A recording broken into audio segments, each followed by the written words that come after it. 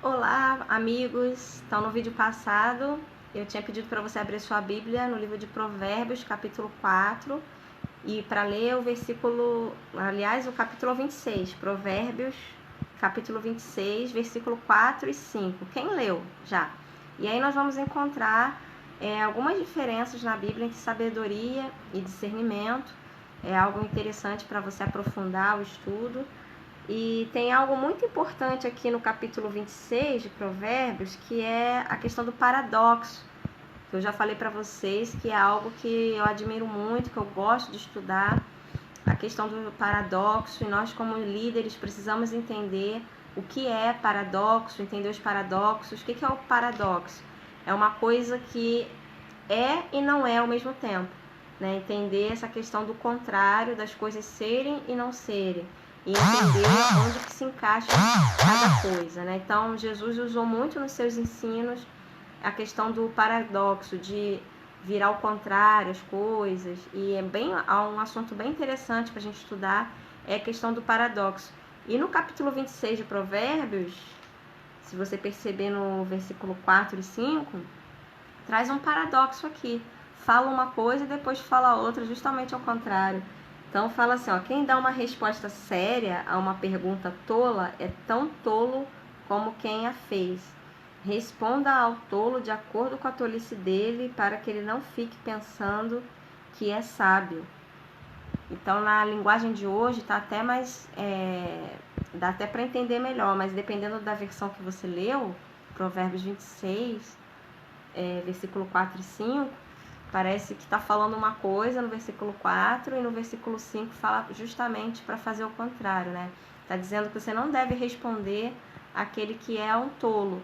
E aí, logo depois fala que o tolo você tem que responder para ele ver que ele é um tolo.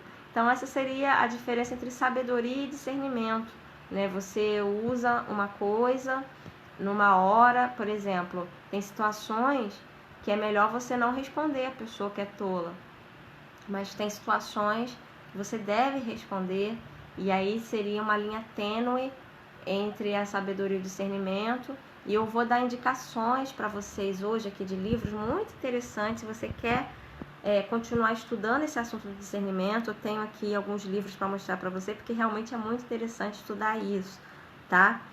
E, gente, falando sobre a definição da palavra discernimento, que é o assunto aqui máximo hoje da aula, é bom a gente entender que nas línguas originais, a palavra discernimento, a gente vai poder estudar isso, as línguas originais, no hebraico e no grego, porque a maior parte da Bíblia foi escrita no hebraico e no grego, né?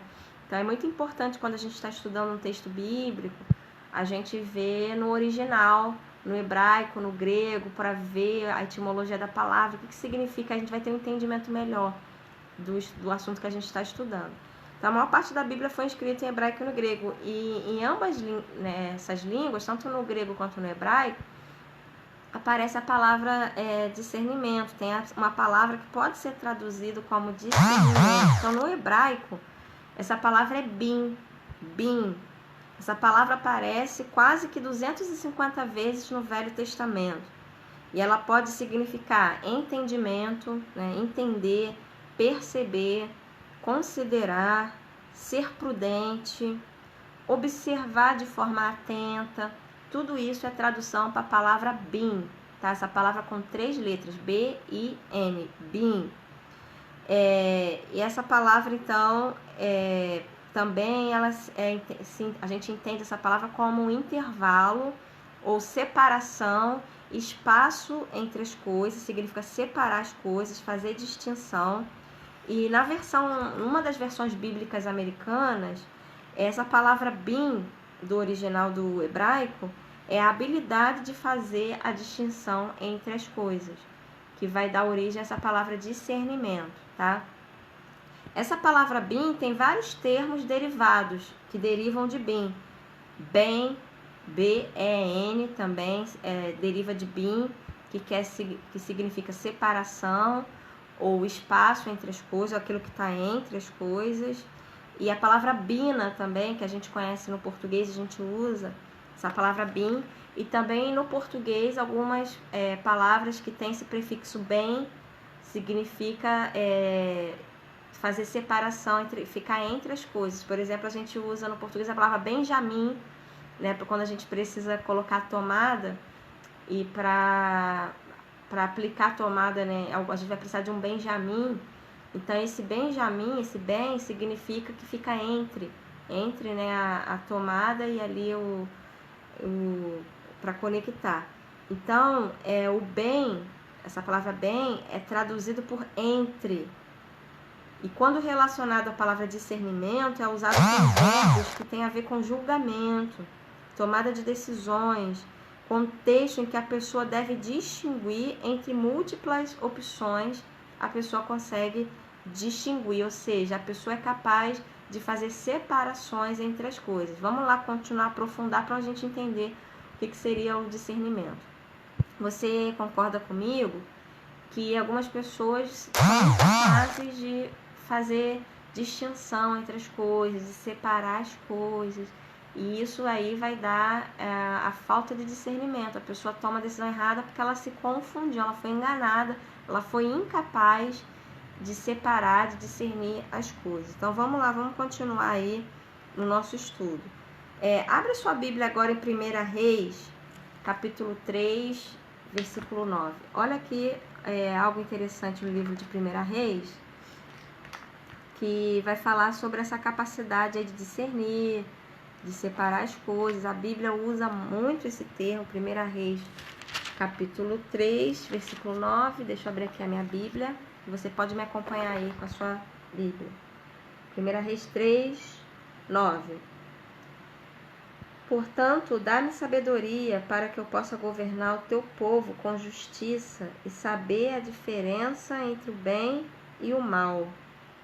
Se não for assim, como é que eu poderei governar este teu grande povo? Então aqui o rei Salomão está pedindo sabedoria a Deus, e no original, no hebraico, essa palavra aqui é bem, de bim também, que quer dizer separação, e quando essa palavra está junto com outros verbos, dá a entender que é essa capacidade de julgar, de discernir e de fazer separação entre as coisas. Então essa palavra bem é usada aqui no original quando o rei Salomão pede sabedoria, discernimento. E eu vou ler de novo para você ver. 1 Reis, capítulo 3, versículo 9. Ó Deus, dá-me sabedoria para que eu possa governar o teu povo com justiça e saber a diferença entre o bem e o mal. Se não for assim, como é que eu poderei governar este teu grande povo?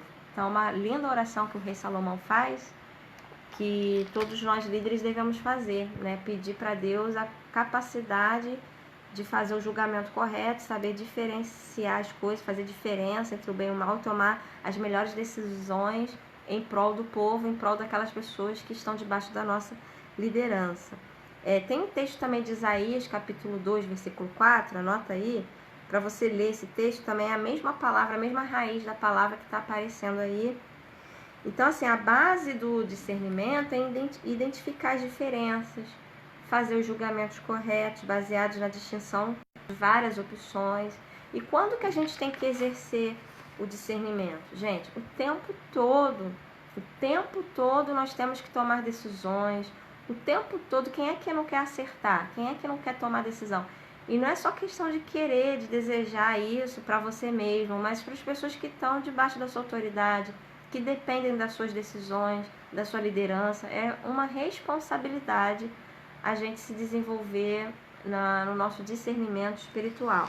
Então, discernir é pensar em termos de preto e branco, fazer separações, traçar linhas claras entre o que é verdade e o que não é, o que é bom e o que não é. É uma habilidade muito requerida, muito desejável para nós. Não é nem discernir, saber separar o que é bom e o que é ruim, mas saber separar o bom do ótimo, né? Às vezes uma coisa é boa, mas tem uma coisa excelente que está por vir. Então a gente precisa realmente se tornar habilidoso no discernimento E como falamos já em aulas anteriores, o discernimento também é uma prática, né? A gente deve praticar o discernimento. Existem estudos que dizem que quando Salomão pediu para Deus o discernimento, a sabedoria, Deus não deu tudo para ele, Deus deu uma parte e ele foi desenvolvendo. Realmente é assim que Deus faz conosco, Ele quer que a gente pratique e na própria prática a gente vá se tornando habilidoso, né, no discernimento. Então a palavra bina, porque nós falamos de bem, né, bin primeiro, bem, agora bina, que são palavras derivadas dessa palavra bin, do original do grego, né? Bina é um termo traduzido por entendimento, tá? Então a gente usa no português essa palavra bina. Quem aí lembra daquele aparelhinho que a gente colocava no telefone? Hoje em dia todo celular já tem bina, né? Quando alguém te liga, você vê quem é que tá te ligando. Mas há algum tempo atrás o telefone estava lá e as pessoas ligavam, a gente não sabia quem era, né? Não tinha bina, não aparecia um número, não aparecia o nome da pessoa. Então essa palavra bina, que significa entendimento oculto, e essa palavra bina vai derivar também a palavra discernimento, que tem a ver com tudo isso. Por isso que a gente começou a aula aqui falando que a definição das palavras é importante para nós que somos líderes. A gente precisa saber bem a definição das palavras, a origem das palavras, né, a etimologia da palavra, para a gente saber se a gente está usando as palavras corretas e saber também se posicionar. Então, entender o que é discernimento é básico para a gente ter, né, o tal do discernimento que a gente quer tanto. Anote aí o texto de Provérbios, vamos ler juntos, Provérbios capítulo 3, versículo 5. Provérbios 3, 5. Confie no Senhor de todo o coração e não se apoie na sua própria inteligência. Lembre de Deus em tudo o que fizer e Ele te mostrará o caminho certo. E aí continua um provérbio, a tarefa de casa para vocês, né? Ler o livro de Provérbios, quem sabe um capítulo por dia, vai fazer muito bem nessa busca aí por discernimento. E o texto continua falando, não fique pensando que você é sábio, mas tema ao Senhor, né? E não faça nada que seja errado, porque isso será como um bom remédio para curar suas feridas e aliviar os seus sofrimentos.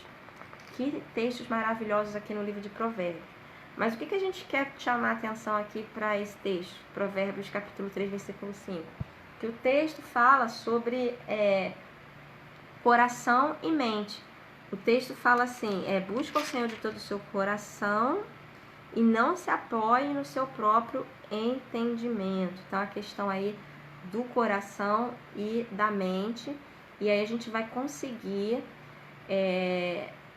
perceber qual é a definição mais apropriada para discernimento. Dentro daquelas 4 que eu tinha dado, 4 definições de discernimento, algumas dizem que seria essa mistura aí dos sentimentos, de uma percepção. E aí, biblicamente, isso aí vai cair por terra, porque os nossos sentimentos, a Bíblia diz que o nosso coração é enganoso. Então, quando a gente vai pelas nossas emoções, pelos nossos sentimentos, a gente tem grande chance de errar. Então, eis aí o grande desafio do cristão que quer agradar a Deus, né? O grande desafio nosso.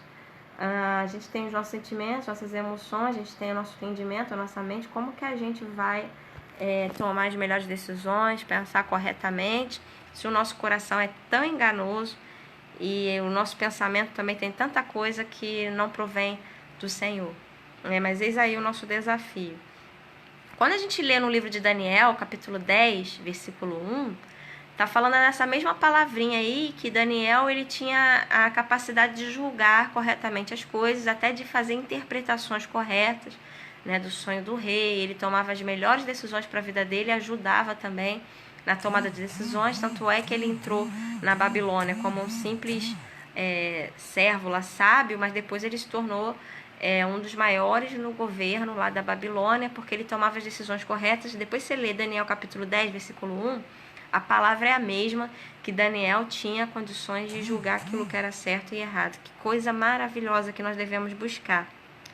E no livro de 1 Crônicas, capítulo 12, versículo 32, tem outro texto interessante falando sobre a capacidade de julgar corretamente, de discernir, de fazer separação entre as coisas, entre as várias opções, fazer a opção correta e tomar as decisões corretas, diferenciando a verdade do engano. E a capacidade da gente reagir bem, né, diante das situações, das decisões enfrentadas no dia a dia, como eu disse, todos os dias. Nós temos que tomar decisões e precisamos acertar. Não para nossa glória mesmo, não para nós mesmos, mas em primeiro lugar para a glória de Deus, em segundo lugar para o bem daquelas pessoas que dependem da nossa liderança, dependem das nossas decisões, né? Então eu vou dar para vocês aqui algumas palavras soltas, palavras importantes que estão relacionadas a discernimento. Então vamos lá, primeira palavra, habilidade. Segunda palavra, entendimento. Terceira palavra, aplicação. Quarta palavra, separação. Quinta palavra, verdade. Sexta palavra, erro. Sétima palavra, certo. E a última palavra, errado. Então vamos lá, habilidade, entendimento, aplicação, separação, verdade, erro, certo e errado. E com essas palavras, 1, 2, 3, 4, 5, 6, 7, com essas 8 palavras, gostaria que você anotasse aí essas 8 palavras. Para a próxima aula, eu gostaria que você formasse uma frase onde você junta essas palavras e forma uma definição de discernimento. O que é discernimento? Usando essas palavras todas na sua frase, tá bom? Tarefa de casa aí. Discernimento é habilidade, pontinho, pontinho, pontinho. Use todas essas palavras aí. Eu queria ler com você 2 Pedro, capítulo 1, versículo 3. 2 Pedro, capítulo 1.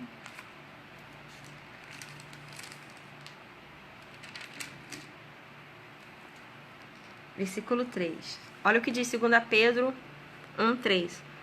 O poder de Deus nos tem dado tudo o que nós precisamos para viver uma vida que agrade a Ele, por meio do conhecimento que temos daquele que nos chamou para tomar parte na sua própria glória e bondade. Que bênção maravilhosa. Marca esse texto aí na sua Bíblia. Continue estudando e buscando esse discernimento, essa sabedoria que vem do alto. Salmo 119, 66. Vamos ler juntos? Salmo 119, 66. Tenho uma coisa para falar sobre o Salmo 119 com você. Salmo 119, 66. Espero que você esteja acompanhando com a sua Bíblia aí. Salmo 119, versículo 66. Deixa eu achar aqui na minha Bíblia. Dá-me sabedoria e conhecimento, pois confio nos teus mandamentos. Olha que oração linda do salmista para a gente grifar também na nossa Bíblia, nessa nossa busca por discernimento. E o Salmo 119, numa próxima aula eu vou falar algo especial para você sobre o Salmo 119, o maior salmo da Bíblia.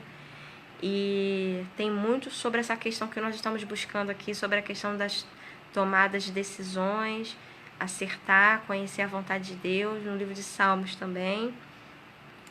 E no início do curso eu falei com vocês sobre coração e mente e como algumas definições seculares de pessoas que não creem em Deus, que não confiam em Deus, fazem algumas definições sobre discernimento. Algumas vão ligar isso à questão da mente, do entendimento, outras à questão do coração.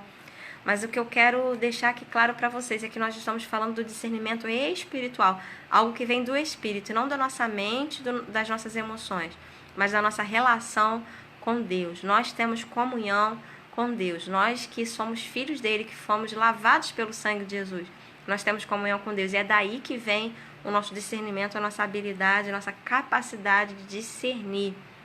E lembra que eu falei para vocês em umas aulas passadas aí sobre um livro chamado Poder Latente da Alma? Quem aí lembra? De Watchman Nee? Vocês lembram? Que eu falei que nessa aula eu ia falar mais com vocês sobre esse livro. É esse livro aqui, ó. O Poder Latente da Alma, de Watchman Nee, tá? a editora dos clássicos. E esse livro fala algo interessante que está relacionado aqui ao nosso assunto, porque ele diz assim que quando Deus criou o primeiro homem, quando Deus criou Adão, Adão foi feito alma vivente, né? E aí tem um texto aqui de Gênesis, capítulo 1, defendendo a trilogia, né? Que o homem é corpo, alma e espírito, a tricotomia, né? Alguns psicólogos defendem a dicotomia, que o homem é só corpo e alma, mas nós cristãos defendemos que o homem é corpo, alma e espírito. E isso tem base bíblica, por exemplo, 1 Tessalonicenses 5, 23, fala, né, que o espírito, a alma e o corpo de vocês, o vosso corpo, espírito e alma sejam conservados íntegros. Tem vários textos na Bíblia que fala do corpo, da alma e do espírito. Então, realmente, o homem é um ser que tem 3 partes, corpo, alma e espírito. E quando o livro de Gênesis, capítulo 2, fala da formação do homem, do pó da terra, formou o Senhor Deus o homem do pó da terra. Isso está se referindo ao corpo do homem, né? E lhe soprou nas narinas o fôlego de vida. E isso está sendo descrito aqui como que Deus dando o espírito para o homem, né? Era o espírito de Adão, assim como o corpo do homem foi formado do pó da terra e o espírito lhe foi dado por Deus. E o homem passou a ser alma vivente. Após o fôlego de vida ter entrado em suas narinas, o homem tornou-se alma vivente. O espírito, alma e corpo são 3 entidades separadas. E aí você sabe que quando o pecado entrou no mundo, o homem, antes do pecado entrar no mundo, o que Deus avisou o homem? Quando ele colocou a regra lá no jardim, que se ele comesse daquele fruto, certamente ele morreria, né? E ele morreria em que parte? Então, assim, o homem tem 3 partes, corpo, alma e espírito. Então, a gente vê, estudando o livro de Gênesis, que Deus está falando do espírito do homem, que o espírito do homem iria morrer. Então, tem 3 palavrinhas aí que são diferentes quando na Bíblia, no livro de Gênesis, fala a palavra vida, que Deus deu vida ao homem. Tem a vida bio, que é o corpo, e daí vem a palavra biologia, né, biológico, biologia, que é a questão natural, questão do corpo, da carne. Tem a palavra psique, que está relacionada à alma, né, aos sentimentos, o homem também é alma, e tem a palavra zoe, ou zoé, que está relacionada a espírito. Então, na Bíblia, no original, a gente vê essas 3 palavras que diferenciam que tipo de vida Deus estava falando. Não, então, Deus ele deu a vida bio no corpo, a vida natural, ele deu a vida bio da alma, da psique, ele deu a vida bio da zoe, o zoé, que é o espírito. Quando o homem desobedeceu a Deus, o espírito morreu, a comunhão com Deus foi quebrada. E a gente vê biblicamente, inclusive no livro de Romanos, que diz que por um só homem entrou o pecado no mundo e pelo pecado a morte, assim todos pecaram e carecem da glória de Deus ou estão distantes da glória de Deus. E a gente vê então que o ser humano nasce com o pecado e nasce com o espírito morto. E quando que a gente ganha a vida espiritual? Quando a gente recebe Jesus como nosso Salvador, a gente ganha uma nova vida, a vida que a gente não tinha antes, a vida que a gente nasceu sem. Então isso é muito importante entender, até para nós mesmos que trabalhamos com crianças, trabalhamos liderando adultos também. A gente nasce de novo, nasce do Espírito no momento que recebe Jesus como Salvador, porque essa comunhão com Deus foi quebrada lá no início, lá no Jardim do Éden. Mas antes do pecado entrar no mundo, não era assim. Adão tinha comunhão com Deus, Adão era amigo de Deus, e ele tinha esse espírito, e aí a gente vai vendo nesse livro, eu tô falando do livro para você, tá? Do Otmani, O Poder Latente da Alma, esse livro aqui. Esse livro vai dizer coisas aqui incríveis, eu aprendi muito com esse livro, porque ele vai provar aqui nesse livro como Adão era incrível, como ele foi formado, gente, perfeito, com várias habilidades, a autoridade que Adão tinha sobre as coisas, né? Deus colocou ele para dominar sobre tudo ali, a destreza física que ele tinha, a inteligência que ele tinha. Ele deu um nome para todas as coisas, foi Adão que deu um nome para os animais, para as vegetações, para as frutas, ele que deu um nome para Eva. Adão era um homem inteligentíssimo antes do pecado entrar no mundo. Quando o pecado entra no mundo, o espírito morre e as outras partes ficam danificadas, vamos dizer assim. E aí todo ser humano nasceu com essa marca, né? Dessa limitação que o pecado traz, porque ele afeta a nossa psique, a nossa alma, os nossos sentimentos, e realmente o nosso espírito ali morreu, a nossa comunhão com Deus foi quebrada, só podendo a gente entrar em comunhão novamente com Deus através de Jesus. Então isso é teologia pura, é muito interessante de a gente estudar, mas o que eu quero dizer aqui para você, quando o espírito do homem morre, e essa comunhão com Deus foi quebrada, ou seja, a vida espiritual dele morreu, houve aquela morte ali que Deus tinha avisado, que certamente ele morreria se ele comesse daquele fruto, Adão ficou limitado, né? Ele não tinha mais aquela comunhão com Deus, aquele acesso. Deus continuava sendo misericordioso. Você sabe que depois do pecado entrou no mundo, Adão e Eva fizeram roupas, né, de vegetação, roupas de folha, porque eles sentiram vergonha por estarem nus, se esconderam. Toda essa consequência do pecado, né, da tristeza, da vergonha, veio sobre eles. E o ser humano sempre, né, ali no Gênesis já mostra que o ser humano ele sempre tem uma provisão humana, ele sempre tem um jeitinho, ele sempre tem um jeito de resolver. Mas a provisão humana é limitada, é temporária, é frágil, como aquela roupa de folhas, né, que não ia durar nada. Se chovesse, eles iam estar sem roupa, se fizesse sol, as folhas iam secar. E aí Deus vai lá e faz roupas de pele de animal para cobrir a nudez de Adão e Eva, já simbolizando a provisão divina, que não é como a provisão humana, limitada, temporária, que não satisfaz, mas pelo contrário, é uma provisão eterna, que resolve, que satisfaz, que é aquela roupa de pele de animal, significando o sacrifício de Jesus, que essa provisão de Deus para as nossas vidas seria satisfatória. Apenas a morte de Jesus na cruz e mais nada tem como fazer a nossa comunhão ser estabelecida com Deus novamente. Todo um simbolismo aí muito interessante, o livro de Gênesis. Vale a pena a gente estudar bem o livro de Gênesis. Então, essas roupas de folha significam todas as provisões humanas, tudo aquilo que o homem cria, né? Como as religiões que surgem. E a roupa de pele de animal significa a provisão divina, significa o sacrifício de Jesus.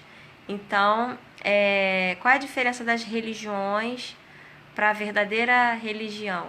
Religião é o homem tentando se reconectar com Deus, tendo ideias, tendo soluções, as religiões. E a única religião é Jesus, a única maneira de se religar a Deus é Jesus. Então, a verdade é que a gente não tem que inventar maneiras de agradar a Deus, de se achegar até a Deus, mas temos que aceitar a provisão divina, o que Ele fez por nós. A Bíblia diz que Deus amou tanto o mundo que deu o seu Filho unigênito para que todo aquele que nele crê não pereça, mas tenha vida eterna, e somente o sangue de Jesus pode lavar os pecados. Isso tudo é bíblico, tudo isso tem fundamento bíblico, você sabe muito bem. Mas o que acontece? Quando o homem morre no seu espírito, a sua comunhão com Deus é quebrada, o diabo ele vem então querer ativar o poder latente da alma, porque esse livro vai dizer que o ser humano ele é uma alma vivente, e a alma é o conjunto do corpo com o espírito. Quando o espírito morre, a comunhão com Deus morre, fica o corpo e a alma. E aí aquilo que seria ativado pelo espírito, aquilo que ia se desenvolver pelo espírito, pela comunhão com Deus, o diabo tenta fazer, por outro lado, pela alma.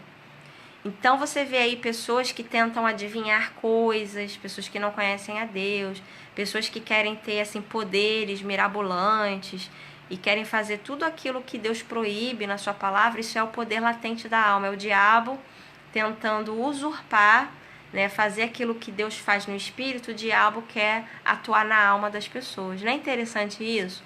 Então por isso que esse livro eu coloco aqui como sugestão de leitura e de estudo para vocês, porque a gente vê várias pessoas aí que são mortas espiritualmente, pessoas que não conhecem a Deus, não têm relacionamento com Deus, mas que têm, vamos colocar entre aspas, poderes né, de descobrir coisas. Tem pessoas que preveem o futuro, tem pessoas que leem a mão das pessoas, tem pessoas que fazem... A gente vê isso no livro de Daniel também, aqueles adivinhadores, aqueles sábios, né, que adivinhavam as coisas. Eles estavam usando o poder latente da alma. É algo que o diabo faz justamente para cegar as pessoas, para a pessoa não sentir a fome espiritual, a pobreza dela espiritual, para a pessoa não perceber que está faltando algo nela, que é o espírito, que é a relação dela com Deus. Ela se desenvolve na alma dela, nesses sentimentos, nessas sensações, que é algo totalmente proibido por Deus, condenado por Deus, e é uma forma do diabo enganar as pessoas. Então eu acho interessante esse assunto, tratar aqui com vocês. Tem muita coisa aqui nesse livro, gente. É um livro realmente que vale a pena gastar um tempo aí lendo, tá? Fala sobre o poder dado por Deus para Adão antes da queda, como ele era capaz, né? Não existe ninguém hoje parecido com Adão antes do pecado entrar no mundo, né? Imagina como o ser humano já é incrível, né? As pessoas têm habilidades, as pessoas são inteligentíssimas. A gente fica de boca aberta quando a gente vê alguém habilidoso, né, exercendo o seu dom. Imagina Adão, como Adão era antes do pecado entrar no mundo. Realmente esse livro mudou muita coisa em mim. Eu quero deixar de sugestão para vocês. E falando então, vamos relembrar algumas coisas, né? Que psique significa a alma, né? A bio significa essa vida humana, biológica, o corpo, e zoé ou zoe seria essa vida espiritual, que a gente só recupera quando a gente crê em Jesus como nosso Salvador. E aí surge, gente, uma possibilidade imensa. Quando a gente recebe Jesus como nosso Salvador, na verdade a gente nasce de novo, a gente nasce na família de Deus e podemos recuperar tudo aquilo que tinha sido planejado para Adão. Nos tornamos realmente pessoas melhores. Deus nos ajuda no nosso espírito vai desenvolvendo, e também somos ajudados na nossa mente, nas nossas emoções, já que o espírito é a parte principal de um ser humano. Então, nós temos muitas... a vida é um complexo, né? A vida humana, nós temos nossos sentimentos, emoções, nossa psique, nossa cognição, temos nossa vida aí para cuidar, cada um tem a sua vida pessoal, a família, o profissional, a vida física, enfim, é muita coisa para cuidar. Mas o espírito é a primeira coisa que nós devemos cuidar. Já está escrito em Mateus capítulo 5, buscai primeiro o reino de Deus e a sua justiça, e todas as outras coisas vos serão acrescentadas. Então, quando nós estamos bem espiritualmente, nós vamos ser também privilegiados e beneficiados nas outras áreas da nossa vida, como o nosso corpo, a nossa mente, tudo vai estar saudável para a gente servir melhor a Deus. E eu quero deixar aqui uma sugestão, uma dica para você que é líder. Cuide bem do seu corpo, cuide bem da sua alma, dos seus sentimentos, cuide bem da sua psique, da sua mente, cuide bem da sua vida com Deus, para que você possa ter uma vida que honre a Deus, que traga glória para Deus e que ajude as outras pessoas. Nós vamos ficar por aqui nessa aula sobre discernimento. Eu espero que vocês tenham gostado, aproveitado. Tem muito mais coisa para aprofundar nesse assunto, né? Eu estou estudando junto com vocês. Eu gosto do assunto, gosto de estudar, gosto de compartilhar com vocês, mas eu quero deixar aqui a minha sinceridade de que falta muito para compartilhar, é muita leitura que a gente tem que fazer, é muito estudo. Realmente os vídeos acabam ficando cansativos se a gente se estender muito, mas eu quero deixar então aqui sugestão de leitura, já que quem está me acompanhando aí são pessoas que gostam, né, de estudar, que precisam estudar. Então o livro que eu citei é O Poder Latente da Alma, de Otmani. Eu ganhei esse livro aqui de um amigo, e você sabe que leitura é algo muito pessoal, né? Eu não gosto muito de dar livro para a pessoa, porque parece que você está obrigando a pessoa a ler aquele livro. Acho que os livros, cada um compra o seu e vê o que quer estudar. Mas eu ganhei esse livro e li, e realmente prendeu minha atenção. É um livro interessante, eu deixo aqui como sugestão de leitura. Outro livro interessante demais, eu estou fazendo um estudo desse livro aqui, ó, Discernimento Espiritual, a habilidade de pensar biblicamente sobre a vida. Então, muita coisa do meu estudo eu tirei desse livro aqui, Discernimento Espiritual, da editora Vida Nova, que é uma editora conceituada, conceituadíssima, tá? Discernimento Espiritual, esse livro aqui. Eu tinha falado para vocês também em outros vídeos sobre esse livreto aqui, é um livro pequeno, que é Os Três Campos de Batalha, né? Aquilo que quer tirar nossas forças, os três campos de batalha que nós temos que atuar para proteger o nosso discernimento espiritual, a nossa espiritualidade, a guerra espiritual na mente, na igreja e nas regiões celestiais. Três campos de batalha. É um livro interessante, grifei muita coisa aqui nesse livro, é um livro muito bom mesmo, gente. E outro livro, para terminar aqui, uma indicação para vocês, porque hoje nós falamos sobre nós líderes que estamos buscando mais discernimento espiritual. Na verdade, nós queremos ficar alinhados aí à vontade de Deus, praticar a vontade de Deus, ajudar outras pessoas a estarem dentro da vontade de Deus, mas para isso é necessário buscar a verdade de Deus. E eu deixo essa sugestão aqui de leitura: buscar a vontade de Deus. Buscar a vontade de Deus. Uma ideia cristã ou pagã? Buscar a vontade de Deus. Uma ideia cristã ou pagã? Editora Vida Nova, tá? Então fica aqui a capa para você ver como que é. Editora Vida Nova. Tá espelhado aqui, mas é só para você ver a capa e o título que eu tô falando, tá? Buscar a vontade de Deus. Uma ideia cristã ou pagã? Da editora Vida Nova. Então, gente, um prazer falar com vocês, um prazer ter esse tempo aqui com vocês. Eu espero que esteja sendo prazeroso para vocês, como é para mim estudar esses assuntos. Eu vou entrar na próxima aula com vocês sobre o assunto de comunicação, tá? Eu acho que isso é um dos assuntos mais importantes para quem é líder, a questão da comunicação, falar em público, dar palestra, dar uma boa aula. Eu quero entrar nesse assunto logo com vocês, tá? Sobre oratória, tem muita coisa legal. Então a próxima aula vai ser sobre comunicação, tá combinado? Então tchau, gente, agradeço aí quem esteve comigo ao vivo, e quem vai assistir o vídeo depois, não deixe de colocar os comentários aí. Eu vou postar depois esse vídeo no YouTube fechado, só para quem é aluno, e aí você dá um like. E quem ainda não se inscreveu no meu canal do YouTube, pode se inscrever, porque tem muito vídeo aberto lá de coisa interessante. Tem os vídeos fechados que é só para quem é aluno do curso. Tá bom, gente? Aguardo aí o feedback de vocês, o retorno. Escrevam aí o que vocês estão aprendendo. A gente tem a aluna lá, a Alessandra, né, de Goiânia. Acho que ela é de Goiânia, ela é de Goiás. Não sei se é da cidade de Goiânia. Que ela escreve tudo, né, Alessandra? Então, quero ver teu caderno aí com as anotações da aula de hoje. Tá bom, gente? Então, tchau. Até a próxima aula. Um grande beijo.